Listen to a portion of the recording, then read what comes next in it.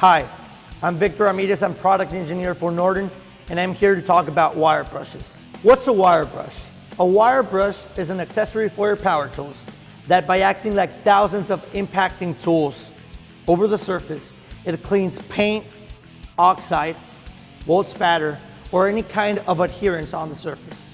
The difference between a wire brush and an abrasive is that the wire brush only purpose is to clean the surface without removing any base material like an abrasive.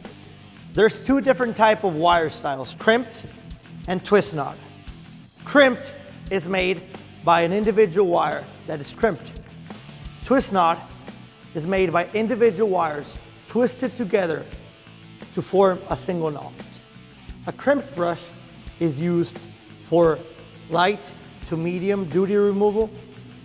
It leaves a finer finish, and it's flexible enough to adapt to irregular surfaces. A twist knot brush, it's used for heavy duty removal.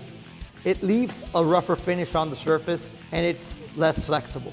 Wire brushes come in many different shapes, like cup brushes, wire wheels, end brushes, and tubes and hand tubes. And we also have hand brushes available. All of these are available in a variety of sizes and wire filaments to suit your application needs.